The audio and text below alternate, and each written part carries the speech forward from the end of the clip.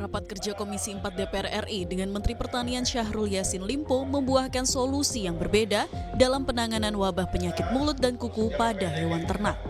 Komisi 4 DPR RI mengemukakan solusi efektif untuk mencegah penyebaran wabah PMK adalah dengan memusnahkan atau memotong, membersihkan, dan membuang hewan ternak yang terjangkit. Wakil Ketua Komisi 4 DPR RI Deddy Mulyadi bahkan meminta pemerintah harus menerapkan kewaspadaan tinggi terhadap PMK. Deddy juga mendesak pemerintah memberlakukan status wabah PMK ini sebagai bencana nasional. Ya, menurut saya kan solusi yang bersifat bisa jadi di satu tempat itu efektif, di tempat lain tidak efektif. Kalau bicara vaksin kan perlu waktu, ya kan? Vaksinnya dari mana? Kalau kita menciptakan vaksin katanya 3 bulan bisa siap, bener nggak dalam waktu 3 bulan bisa ada vaksin?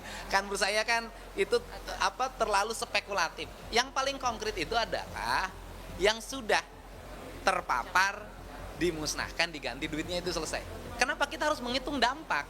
Misalnya hari ini kita ganti per sapi misalnya 15 juta atau 20 juta, ya kan? Kalau sapinya sedang, yang mahal kan bisa 50-100 juta. Nggak apa-apa kita keluar duit itu, tapi ini kan tidak merembet.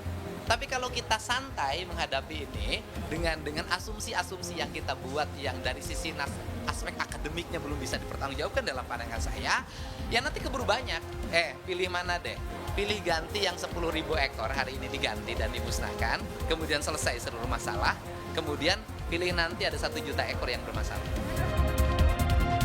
Menteri Pertanian Syahrul Yassin Limpo memiliki pendapat lain. Menurutnya, pemusnahan belum perlu dilakukan. Untuk menekan penyebaran, pihaknya melakukan potong paksa. Ia beralasan PMK tidak menular ke manusia sehingga aman jika hewan ternak dipotong. Mentan mengklaim intervensi pemerintah seperti pemberian vitamin, antibiotik, dan analgesik terbukti menunjukkan pemulihan bagi hewan ternak. Mentan menyebut sudah ada hewan ternak yang berhasil sembuh dengan penanganan yang selama ini dilakukan. Paket belum ada pemusnahan selain potong paksa. Jadi akan berbeda.